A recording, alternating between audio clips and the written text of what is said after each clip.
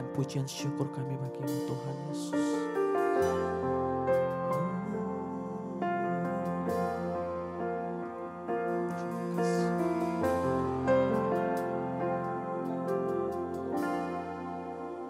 Ada saatnya yang ku alami tak seperti yang aku ingini, ku tetapkan hati untuk percaya. Terima kasih Tuhan. Ada saatnya yang ku hadapi, seringkali aku tak mengerti, ku memilih untuk tetap setia.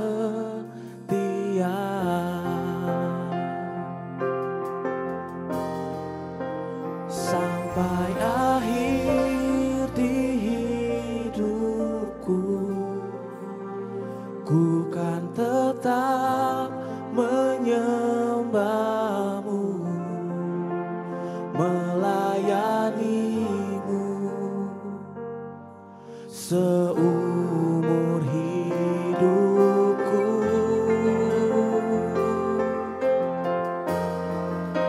Sampai ku menutup mata, ku tetap mengasihi-Mu, biar Kau dapati ku hamba-Mu yang setia.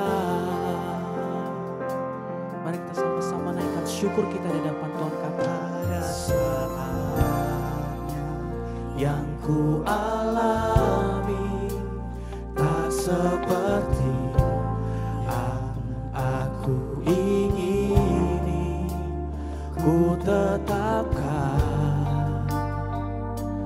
hati untuk percaya.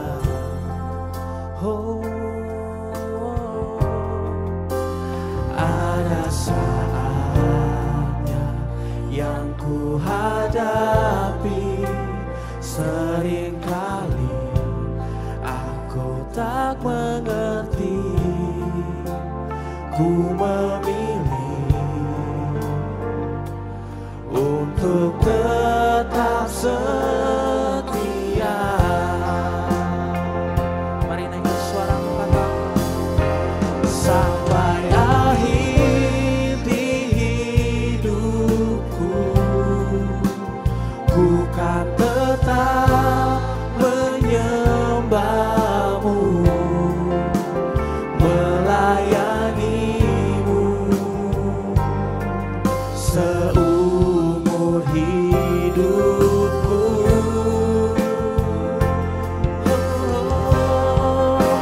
Sampai ku menutup mata, ku tetap mengasihi-Mu, biar Kau dapati ku hamba-Mu. Kami mau lebih lagi nyatakan hubungan kami di hadapan-Mu Tuhan. Sampai akhir di hidupku, ku kan tetap menyembah-Mu, melayani-Mu seumur hidupku.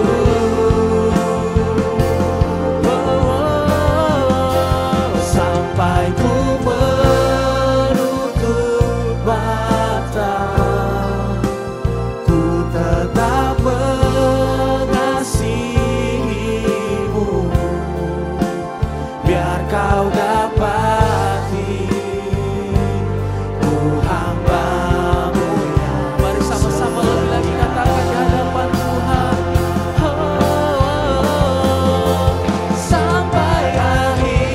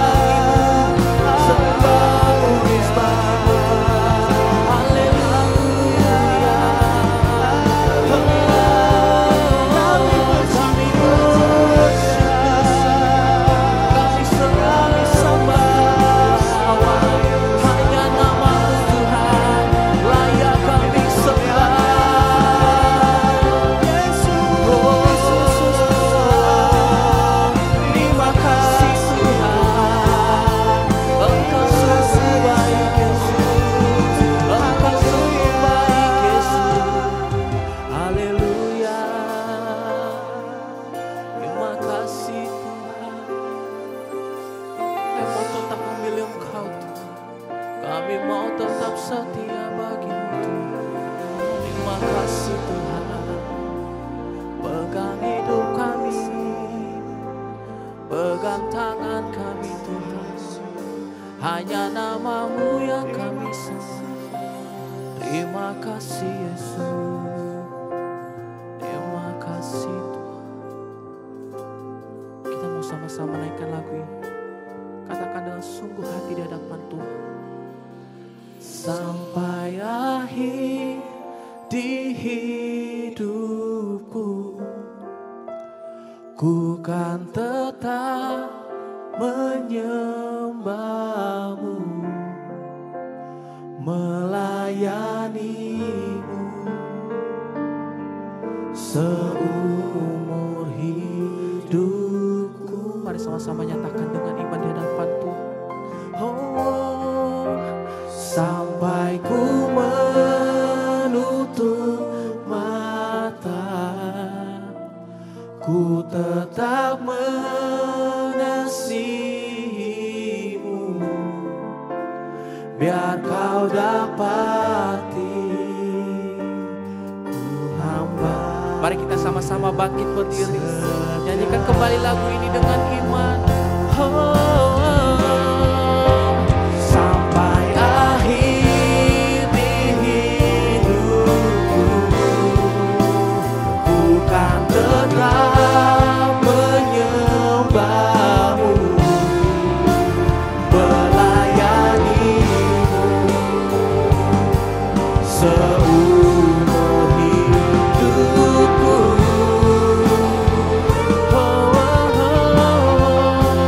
Sampai ku menutup mata, ku tetap mengasihi-Mu, biar Kau dapati ku hamba-Mu yang setia.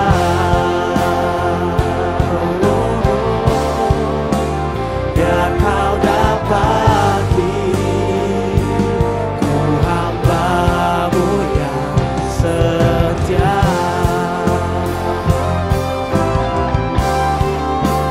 Biar Kau dapati ku hamba-Mu yang setia.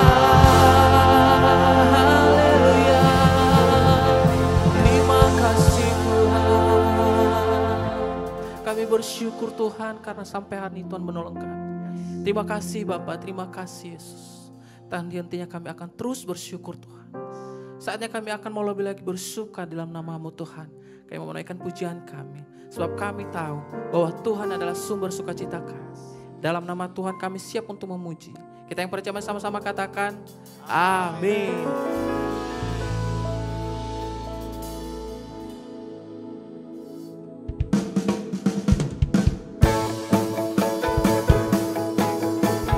Mari kita sama-sama berikan pujian syukur yang terbaik bagi Tuhan.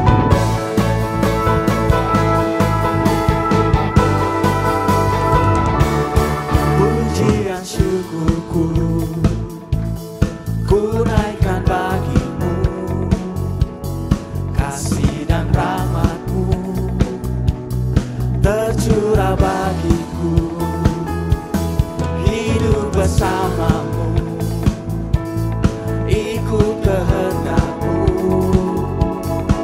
ku berjalan tinggalkan masa lalu.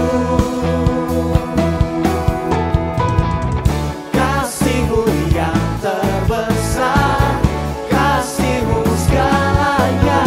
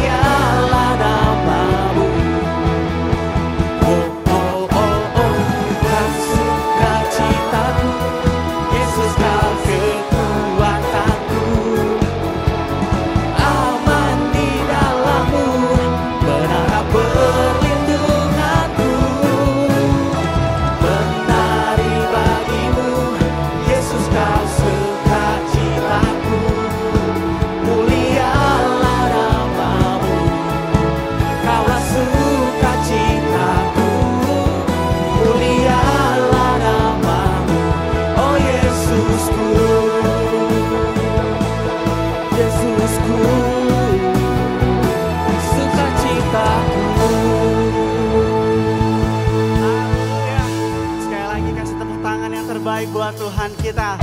Mari kita bertepuk tangan bersama-sama. Kita mau nyatakan Tuhan sumber kekuatan kita, amin. Sama-sama.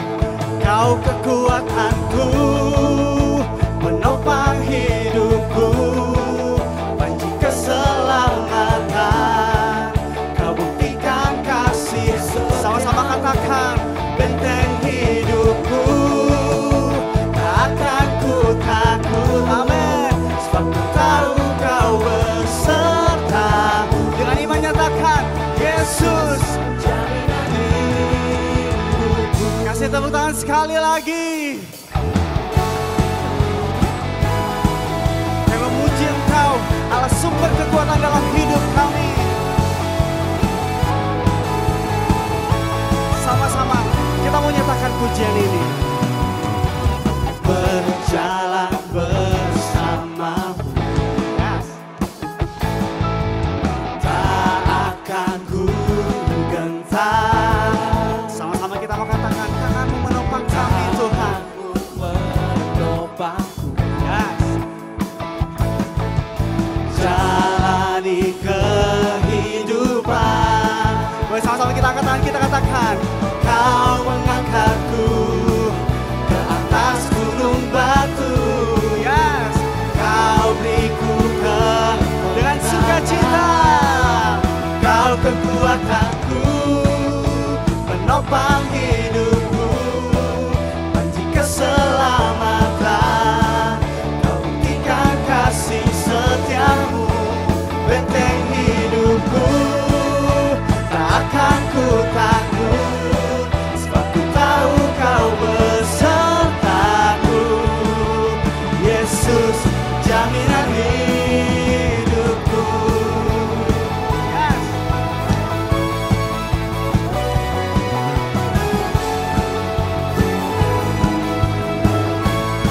Mari sama-sama kita mau deklarasikan. Berjalan bersamamu, tak akan ku gentar. Tanganmu menopangku, yes. Jalani kehidupan.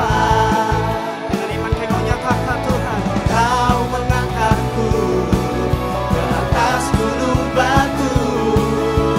Kau beriku boleh dengan sukacita sama-sama nyatakan, kau kekuatanku, menopang hidupku, panci keselamatan, kau buktikan kasih setia. Kau benteng hidup kami Tuhan. Yes.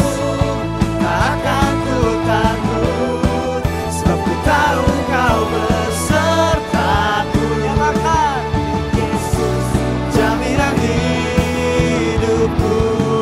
Boleh kita bertepuk tangan di atas kepala kita. Sebab kami percaya Kau sumber kekuatan dalam hidup kami Tuhan. Kami tidak akan goyah, sebab kami tahu Engkau bersama dengan kami. Yang percaya sama-sama katakan amin. Kau kekuatanku, menopang hidup. Bersama kita angkat tangan, kita katakan keselamatan. Dan Kau sangat terbukti Tuhan. Yes. Benteng hidupku, tak akan ku takut, sebab ku tahu Kau besertaku. Yesus jaminan hidupku. Lebih lagi, Kau kekuatanku, menopang hidupku, keselamatan, Kau buktikan kasih. Sama-sama dengan iman katakan, benteng hidupku, tak akan ku takut, sebab ku tahu Kau besertaku. Yesus jaminan hidupku. Terima kasih Tuhan.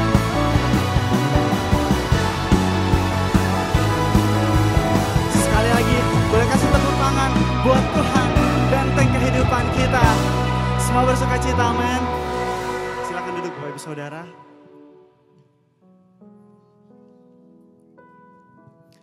Saatnya kita mau siapkan hati kita untuk lebih dalam menyembah Tuhan. Hari ini kita mau tinggalkan segala beban kita. Kita mau percaya, kita tidak akan gentar, kita tidak akan takut lagi. Sebab ada Tuhan yang berjalan bersama kita, memegang tangan kita. Ini kehidupan kami Tuhan. Kami mau selalu percaya ada kekuatan dari Engkau Tuhan. Ada pengharapan di dalam Engkau. Dan biarlah Tuhan, kami senantiasa mengandalkan Engkau dalam kehidupan kami Tuhan. Terima kasih Tuhan.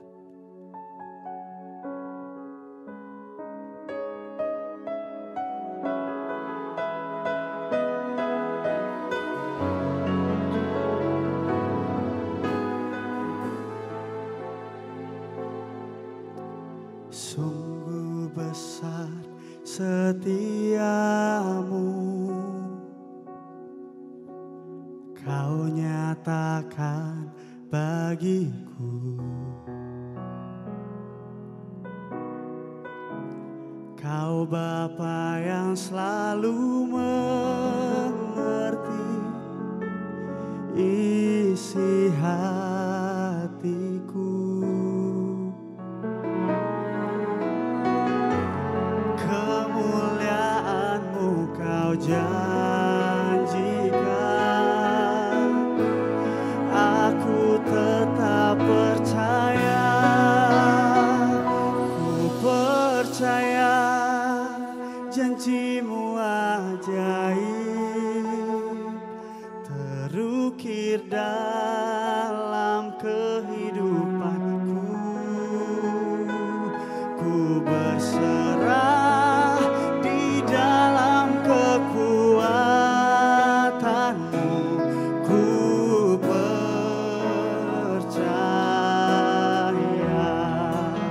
Lalu kita kasih tepuk tangan terbaik buat Tuhan kita. Mari sama-sama kita mau nyatakan pujian ini. Sungguh besar setiamu. Ini iman kami Tuhan. Kau nyatakan bagiku. Kau Bapa yang selalu mengerti isi hatiku. Kemuliaan-Mu Kau janjikan,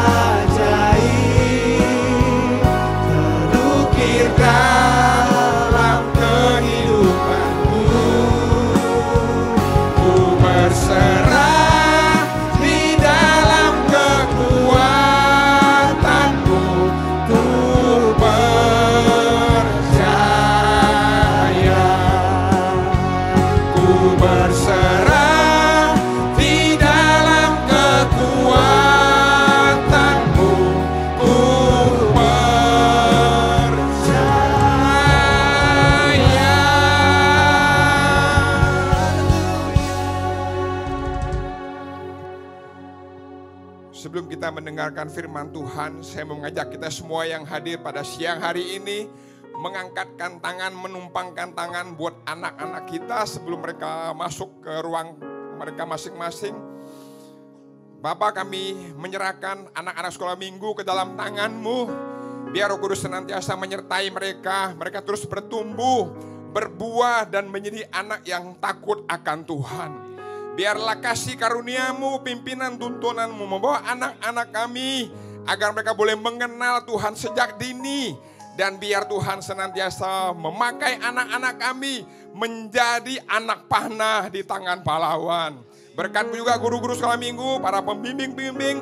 Tuhan, biarlah hikmat kebijaksanaan-Mu menyertai mereka. Agar mereka boleh mengerti, memahami dan menggali apa yang menjadi kehendak Tuhan bagi anak-anak kami. Terima kasih Tuhan. Ini doa dan permohonan kami. Kami serahkan anak-anak sekolah minggu ke kelasnya masing-masing. Dalam nama Tuhan Yesus Kristus. Haleluya. Amin. Shalom jemaat yang dikasihi Tuhan. Senang sekali saya Pendeta Rubin Adi Abraham bisa melayani Anda dalam ibadah ini.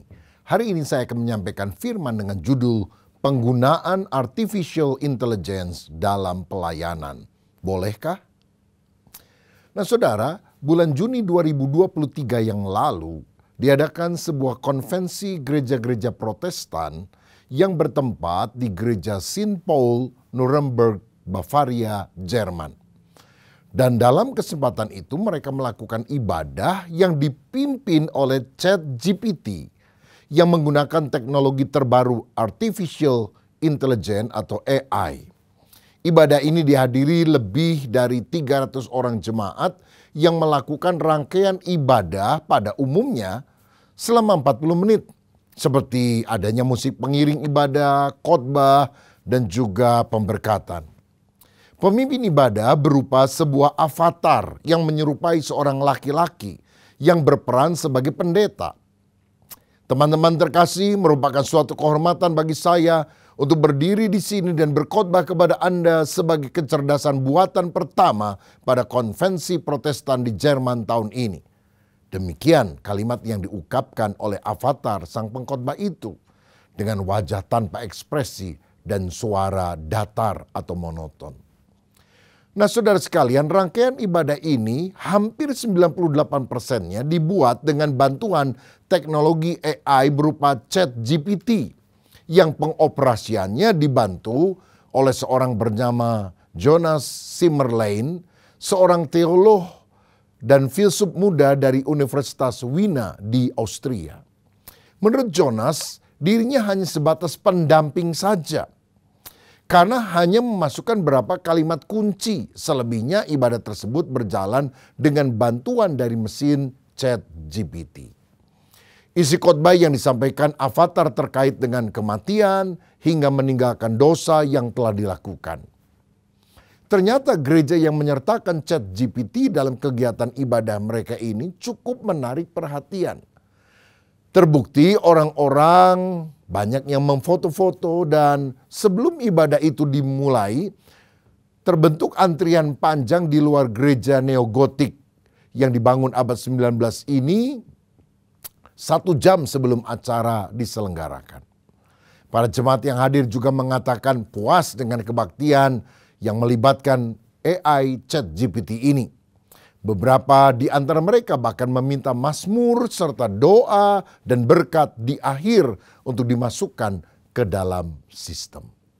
Wah, kalau sudah begini apakah pendeta, pengkhotbah rasanya sudah tidak dibutuhkan lagi di dalam ibadah karena semuanya sudah bisa diatur oleh mesin atau alat pintar yaitu artificial intelligence.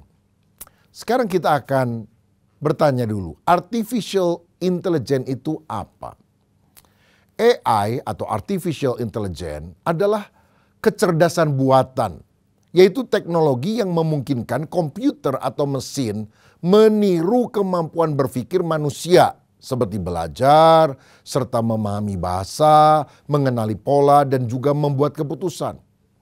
AI digunakan dalam berbagai bidang, mulai dari chatbot seperti ChatGPT yang bisa menjawab banyak pertanyaan secara cepat, hingga mobil otonom yang bisa melaju tanpa pengemudi. Di beberapa negara seperti China atau bahkan Amerika sudah ada taksi yang bisa dipesan secara online dan begitu dia datang nggak ada supirnya, saudara sekalian. Semua dioperasikan melalui internet dan canggih karena itu tidak akan nabrak karena sudah ada sensor-sensor yang membuat mereka tidak akan menyenggol mobil yang lain. Lalu artificial intelligence ini dilakukan untuk mendiagnose penyakit atau melakukan operasi. Misalnya ada orang yang sakit di Jepang, lalu dokter yang melakukan operasinya itu di China, di Beijing, maka dia bisa melakukan melalui artificial intelligence, melalui internet sehingga tepat sekali waktu dia melakukan pembedahan atau apapun melalui alat atau robot yang digunakan sehingga pasiennya itu bisa sembuh. Oh, ini canggih sekali. Atau misalnya kalau saudara suka ke luar negeri, lalu saudara tidak bisa bahasanya, entah bahasa Jepang, bahasa Mandarin, bahasa Inggris, bahasa Spanyol, kita punya online translator sehingga ketika alat itu dinyalakan, kita ngomong bahasa Indonesia, bunyi alat itu terdengar dalam bahasa Jepang. Orang jawab dalam bahasa Jepang, lalu bunyi lagi alat ini untuk kita dalam bahasa Indonesia. Wah, canggih betul kan? Wah, rasanya penterjemah lama-lama tidak dibutuhkan nih saudara sekalian. Juga di dalam M-Banking dan hal-hal yang lain, AI ini sangat dibutuhkan dan menolong manusia. Contoh AI itu beragam. Yang terkenal buatan Amerika misalnya ChatGPT, OpenAI, dan sebagainya. Tetapi sekarang AI dari Amerika mendapatkan saingan luar biasa dari China yang membuat saham dari AI Amerika rontok dalam satu hari lebih kurang 1 triliun US dollar. Karena China bisa membuat yang jauh lebih murah. Misalnya DeepSeek atau Ernie Board dari Baidu. Pertanyaannya bagi kita sekarang, bolehkah kita umat Kristen menggunakan teknologi khususnya AI, Artificial Intelligence seperti ChatGPT dalam pelayanan? Nah, saya ingat ada beberapa ayat yang kita bisa kutip untuk menjawab hal ini. Yang pertama misalnya Matius 28 ayat 19 dan 20. Yesus memberitakan tentang amanat agung. Pesan terakhir sebelum dia naik ke sorga. Pergilah, jadikan semua bangsa muridku. Baptislah dan ajarlah. Nah saudara-saudara, karena ini perintah yang diberikan kepada para murid untuk memberitakan Injil menjangkau semua bangsa, maka kita bisa menggunakan teknologi masa kini untuk tujuan tersebut. Misalnya saya berkhotbah, direkam, lalu diupload ke YouTube yang bisa diakses dimanapun melalui internet. Ini kan bisa ditonton oleh orang kapan saja, di mana saja. Sehingga pemberitaan Injil bisa disebarkan ke seluruh dunia. Saudara, termasuk juga chatbot seperti ChatGPT yang ketika kita gunakan, kita ketik, bisa menjawab pertanyaan soal kerohanian yang kita tanyakan. Misalnya, apakah Yesus juru selamat yang bisa mengampuni dosa kita dan membawa kita masuk ke sorga? Maka ChatGPT akan memberikan jawaban seperti itu.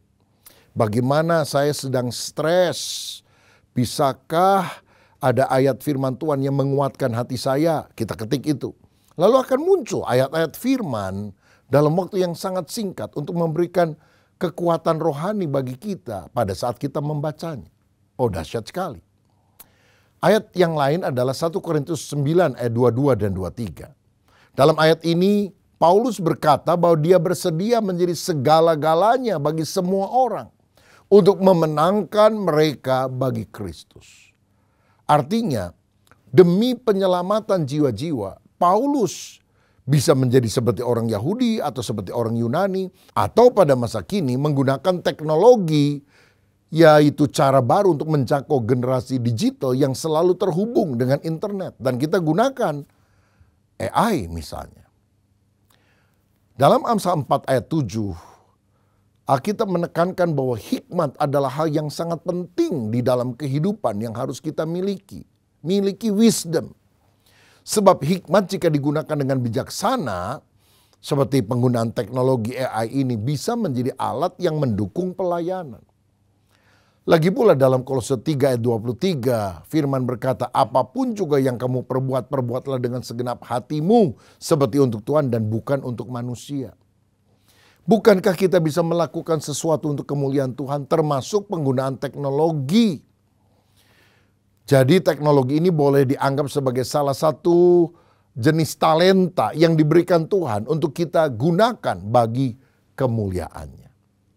Jadi bisa saja menggunakan teknologi termasuk AI di dalam pelayanan. Nah sekarang apa saja manfaat daripada penggunaan teknologi artificial intelligence dalam pelayanan? Manfaatnya ada banyak. Yang pertama misalnya akses mudah ke firman Tuhan. AI dapat membantu menyediakan bahan Alkitab, renungan harian, tafsiran dari ayat-ayat tertentu dan juga studi biblika dengan cepat dan mudah diakses. Berdasarkan kebutuhan individu yang menanyakan soal-soal itu kepada chatbot ChatGPT atau DeepSeek misalnya. AI juga bisa membantu kita membacakan Alkitab. Bagi orang yang mungkin sudah tua dan tidak bisa membaca dengan jelas, maka ChatGPT bukan hanya mengeluarkan tulisan, tapi juga suara, voice, bacaan. Misalnya ChatGPT tolong bacakan Mazmur 23 ayat 1-6. Maka akan muncul suara sehingga kita hanya mendengarkan. Bukankah ini kemajuan teknologi yang harus kita gunakan? Termasuk menolong rohaniwan dalam penelitian atau studi untuk bahan yang akan dia khotbahkan. Bahkan bahan dari bahasa asli Alkitab itu sendiri. Dan bukankah ini bisa membantu kita mempersiapkan khotbah dan membuatnya menjadi lebih mendalam. Yang kedua, efisiensi di dalam administrasi gereja. AI, Artificial Intelligence, bisa membantu dalam manajemen gereja. Seperti membuat jadwal ibadah, mengelola data jemaat, mengirimkan chat selamat ulang tahun secara otomatis kepada nama-nama orang yang sudah diprogram, dan lain-lain. Yang ketiga, pelayanan setiap waktu. Karena AI ini bisa melayani 24/7, artinya 24 jam sehari, 7 hari seminggu, 365 hari setahun. Pertanyaan-pertanyaan seputar iman, kerohanian, kita masukkan, kita ketik di sana, kapan saja dia bisa jawab. Termasuk menjawab pertanyaan dasar tentang Alkitab dan doktrin. Selain itu, teknologi ini bisa menjangkau banyak orang sekaligus. Karena orang dari mana-mana, dari seluruh dunia bisa menggunakan ChatGPT dan kemudian mendapatkan jawaban. Yang keempat, analisis dan strategi pelayanan. AI dapat menganalisis tren dalam pelayanan gereja dan memberikan wawasan bagi pemimpin gereja untuk meningkatkan aktivitas pelayanannya. Ada usulan-usulan yang baik yang bisa dibaca, direnungkan untuk memperkuat pelayanan di masa yang akan datang. Bukankah itu sesuatu yang sangat menarik? Yang kelima, AI juga bisa membantu pendidikan dan pemuridan Kristen. Seperti misalnya membuat materi pembelajaran, penterjemahan Alkitab, dan lain-lain. Jadi menerjemahkan Alkitab yang dulu mungkin perlu waktu berpuluh-puluh tahun, sekarang melalui AI dengan cepat sekali masukkan seluruh kosakatanya dan kemudian ambil Alkitab misalnya King James Version diterjemahkan di dalam bahasa suku apa, maka itu bisa dilakukan di dalam waktu yang sangat cepat dan jauh lebih murah.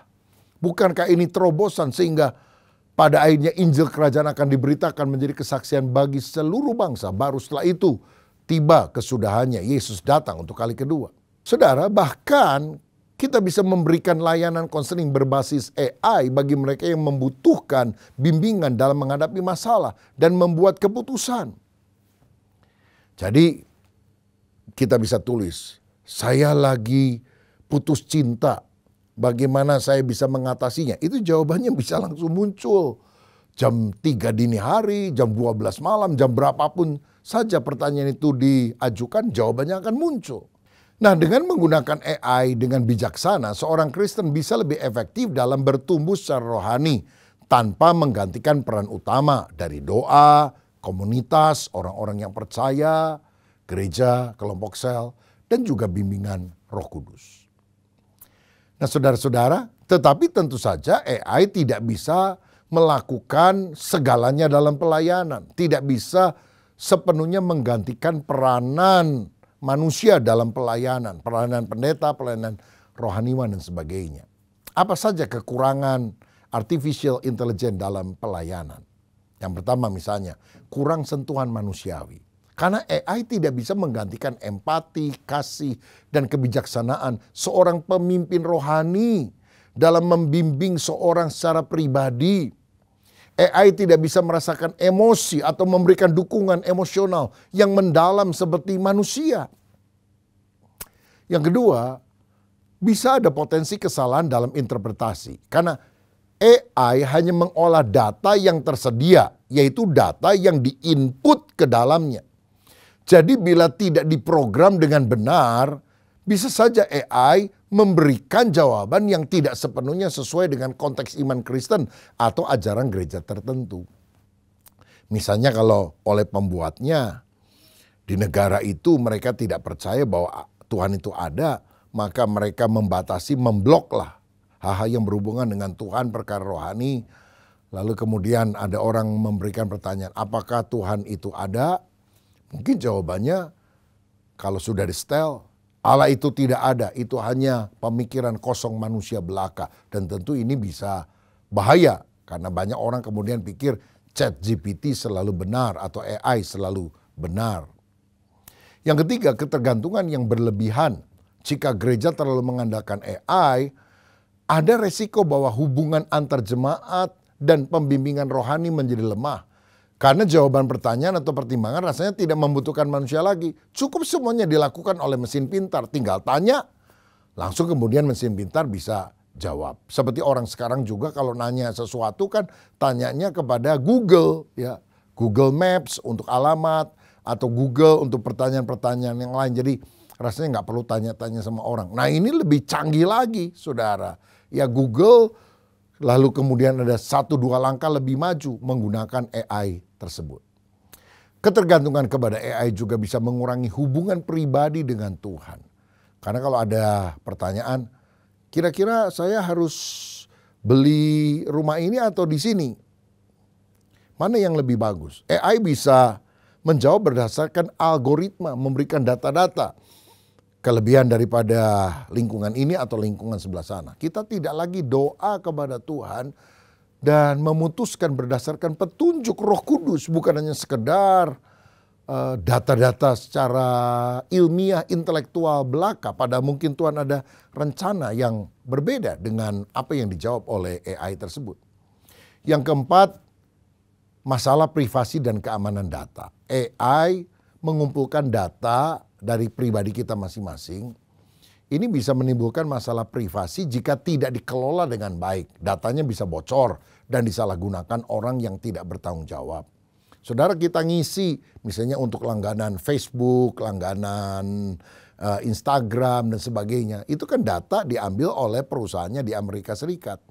Kalau kita menggunakan bantuan AI dari China, misalnya DeepSeek dan sebagainya, itu kan datanya diambil oleh negara tersebut dan bisa saja ada penyalahgunaan oleh orang-orangnya dalam bidang tersebut. Nah saudara sekalian, dan yang kelima adalah keterbatasan spiritual. Karena AI tidak memiliki roh, AI tidak memiliki hubungan pribadi dengan Tuhan, sehingga tidak dapat menggantikan peranan Roh Kudus dalam membimbing seseorang. Karena AI hanyalah bekerja berdasarkan algoritma saja. Padahal dalam pelayanan rohani, pimpinan Roh Kudus sangat penting untuk memberikan penghiburan, teguran, hikmat yang tidak bisa diberikan oleh AI. AI kan bisa jawab kalau orang biasanya gejalanya gini-gini, jawabannya demikian. Tapi kalau Roh Kudus mengintervensi, kadang-kadang dia tidak berpikir linear, dia bisa berpikir out of the box karena dia sumber dari segala hikmat. Dan kita akan kehilangan petunjuk Roh Kudus kalau kita hanya mengandalkan jawaban yang ilmiah dari mesin pintar, tapi tidak melibatkan Allah di dalam kehidupan kita. Lagi pula AI kan tidak bisa mendoakan dan menumpangkan tangan kepada orang yang sakit. tentu tidak bisa menggantikan doa yang dipimpin oleh seorang pendeta misalnya. AI juga tidak bisa memberikan konseling pastoral secara mendalam. Memang AI bisa memberikan saran, nasihat, tetapi tidak bisa menggantikan bimbingan spiritual yang berasal dari pengalaman, hikmat rohani dan empati seorang rohaniwan yang mungkin sudah senior dan punya wawasan hikmat yang luar biasa berdasarkan firman. Yang ketiga, AI juga tidak bisa memberikan penghiburan secara emosional dan rohani. AI memang bisa memberikan ayat atau nasihat, tapi tidak bisa menangis bersama dengan orang yang menangis atau merasakan penderitaan secara emosional, sehingga kita mengalami sentuhan manusiawi karena ada orang yang mendukung kita. AI juga tentu tidak bisa memimpin sakramen gereja, baptisan air, perjamuan kudus, atau pengurapan, doa pengurapan bagi orang yang hadir dan membutuhkan peneguhan di dalam ibadah. Itu kan harus dilakukan oleh kita manusia yang diurapi oleh Roh Kudus. Berikutnya, AI juga tidak memiliki hikmat dan discernment rohani. Bisa membedakan faktor-faktor dalam pengambilan keputusan. AI tidak bisa merasakan pimpinan Roh Kudus dalam pengambilan keputusan atau dalam membimbing jemaat. Jadi AI bisa menjadi alat yang membantu dalam pelayanan rohani, tapi tidak bisa menggantikan peran manusia dan pekerjaan Roh Kudus dalam gereja. Ya, jadi para rohaniwan, pembimbing rohani tidak perlu takutlah istilahnya kehilangan pekerjaan. Tapi kita justru makin lebih sungguh-sungguh mengandalkan Tuhan. Kalau soal pengetahuan, kepintaran, bisa kalah semua sama alat canggih ini, saudara. Tapi kalau kita hidup rohani, jadi teladan, sungguh-sungguh punya kasih, itu yang tidak tergantikan oleh mesin. Mesin mungkin istilahnya punya otak dalam tanda kutip, tapi dia nggak punya hati. Dan sentuhan manusiawi ini yang dikuatkan oleh kuasa Allah melalui Roh Kudusnya, itu ada di dalam hamba-hambanya yang diurapi oleh Tuhan. Jadi teknologi harus digunakan dengan bijak sebagai sarana, bukan sebagai pengganti hubungan pribadi dengan Tuhan dan sesama. Pelayanan rohani pada akhirnya bergantung pada hubungan manusia dengan Tuhan dan juga dengan sesama. Dan inilah yang kita harus kembangkan di dalam komunitas rohani. Pertanyaan terakhir yang kadang-kadang muncul adalah, apakah AI berkaitan dengan alat antikris? Atau apakah antikris nanti akan menggunakan AI? Dan juga akan merugikan manusia karena dia akan menciptakan satu one world government, satu tatanan dunia yang baru yang diperintah oleh satu orang. Nah saudara, memang banyak orang memiliki kekhawatiran bahwa artificial intelligence ini bisa menjadi bagian dari sistem yang mengarah kepada antikristus. Terutama jika digunakan untuk kontrol total atas manusia. Lalu alat itu dimasukkan ke dalam otak atau ke dalam tangan manusia misalnya. Ini bisa digunakan untuk manipulasi informasi dan hal-hal yang lain. Controlling oleh oknum-oknum tertentu, negara tertentu. Namun sebetulnya AI sendiri hanyalah alat yang netral. Bagaimana ia digunakan tergantung pada manusianya. Nah, jika digunakan untuk kebaikan, AI ini bisa menjadi alat yang luar biasa untuk kemajuan manusia dan pelayanan pekerjaan Tuhan. Namun jika disalahgunakan, bisa menjadi alat penindasan. Misalnya, pisau itu bisa digunakan untuk memasak, maksudnya memotong-motong buah-buahan, sayur. Tapi juga bisa digunakan secara negatif untuk menusuk orang, melukai orang. Begitu juga misalnya alat yang lain bisa digunakan secara positif ataupun secara negatif. Dalam perspektif iman, yang lebih penting adalah bagaimana manusia menggunakan AI.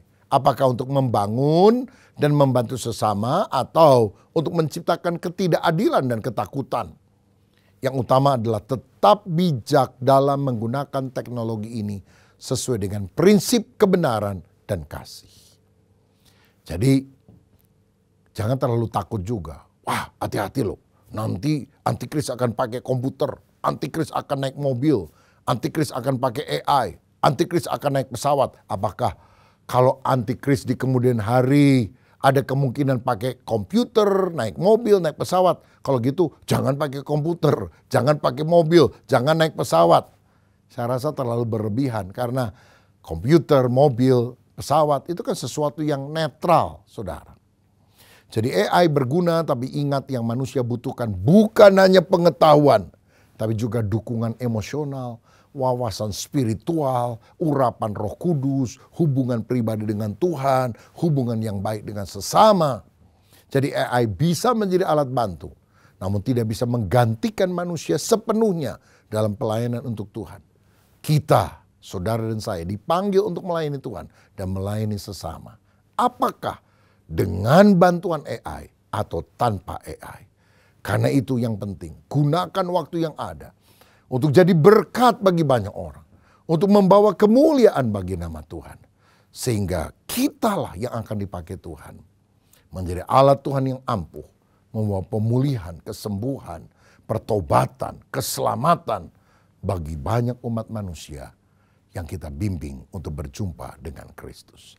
Saya berharap apa yang saya sampaikan ini membuka wawasan kita, karena perkembangan teknologi termasuk AI akan makin sangat cepat dan kita bisa memilih dan memilah.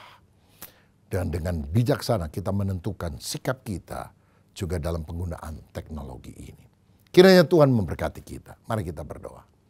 Bapa, terima kasih buat hikmat yang Kau berikan bagi kami melalui kecanggihan, kemajuan teknologi yang ada. Biar kami sungguh-sungguh tetap menggunakan itu hanya sebagai alat bantu. Tapi relasi dengan Tuhan adalah hal yang utama. Menyatakan kasih kepada sesama adalah hal yang sangat penting dalam hidup kami. Sehingga hidup kami tidak seperti robot yang tanpa perasaan. Tapi kami menjadi manusia ilahi yang sungguh-sungguh hidup punya kasih, memperhatikan orang lain. Dan hidup kami tertuju membawa hormat bagi nama Kristus. Berkati kami yang sudah menyimak pembahasan ini. Dan biarlah kami makin hari menemukan nilai-nilai spiritual di dalam kehidupan kami. Lebih dari sekedar pemahaman manusia belaka. Berkat-Mu atas kami dalam nama Tuhan Yesus Kristus. Haleluya. Amin. Tuhan Yesus memberkati. Bapak Ibu Saudara, mari kita masuk dalam doa. Tuhan adalah Bapa kami yang di surga, mengucap syukur Tuhan untuk segala kebaikan-Mu, segala kemurahan-Mu. Kalau kami bisa menjalankan ibadah kami pada siang hari ini, kami mengucap syukur karena kami tahu ini hanya kemurahan-Mu saja Tuhan. Mengucap syukur untuk segala pujian, pengagungan yang telah kami naikkan Tuhan. Biar ini menjadi persembahan dupa yang harum di hadapan-Mu. Suatu korban yang indah di hadapan-Mu Tuhan. Mengucap syukur untuk persembahan yang telah kami berikan Tuhan. Biar ini juga menjadi alat untuk pekerjaan-Mu Tuhan di tempat ini. Dan terutama Tuhan kami mengucap syukur untuk firman-Mu Tuhan yang telah kami terima pada hari ini. Kami mengucap syukur Tuhan Kau mengingatkan kami Tuhan untuk tidak overthinking Tuhan. Untuk tidak khawatir akan hidup kami Tuhan. Kami percaya Tuhan firman-Mu akan menjadi bekal dalam kehidupan kami. Biar firman-Mu menemukan tempat yang baik di dalam hati kami. Bisa berakar, bertumbuh, menghasilkan buah-buah yang baik dalam hidup kami. Kami tidak khawatir lagi menjalani setiap bagian dalam kehidupan kami. Dalam keadaan baik, dalam keadaan tidak baik. Kami percaya Tuhan penyertaan-Mu selalu beserta dengan kami. Ucap syukur, berdoa juga Tuhan untuk Pastor Seno Tuhan. Kau yang pakai Tuhan, Kau yang terus pakai Tuhan, terus Kau urapi Tuhan. Kau memberikan yang terbaik Tuhan untuk Pastor Seno Tuhan. Dalam pelayanan, dalam pekerjaan, dalam keluarganya Tuhan. Kau tetap limpah-limpahkan berkat-Mu Tuhan, urapan-Mu Tuhan, penyertaan-Mu. Seluruh keluarganya juga tetap Kau pakai Tuhan di dalam Kau Tuhan. Jadi alat yang heran, jadi saksi yang hidup Tuhan. Untuk kemuliaan nama-Mu. Terima kasih Tuhan, sebentar kami akan kembali ke rumah kami masing-masing. Kami percaya penyertaan-Mu juga memimpin kami, menimbangan kami di rumah kami masing-masing dengan tidak kurang suatu apapun. Terima kasih Tuhan. Kami mau siapkan hati kami menerima berkat dari firman dari-Mu Tuhan. Saudara-saudara, buka hatimu, angkat tanganmu untuk terima berkat dari Tuhan. Kiranya damai sejahtera dari Allah turun kepadamu Tuhan. Biar wajah Allah saja yang memandang kepadamu. Biar Allah yang memandang kepadamu Tuhan. Menurunkan berkat, penyertaan setiap hari di dalam kehidupanmu. Kiranya kasih karunia dari Tuhan Yesus Kristus, kasih kasih dari Allah Bapa dan penyertaan dari Roh yang Kudus menyertai saudara semua dari hari ini sampai Maranatha Yesus datang kedua kali. Yang percaya bisa katakan bersama dengan saya. Amin. Amin. Tuhan memberkati. Kau Allah yang besar, ajaib dan mulia. Kau Yesus yang selalu membuatku terpesona. Segala pujian bagimu ya Tuhan. Hanya Kau yang layak ku agungkan. Hanya Kau yang layak, hanya Kau yang layak, hanya Kau yang layak ku agungkan.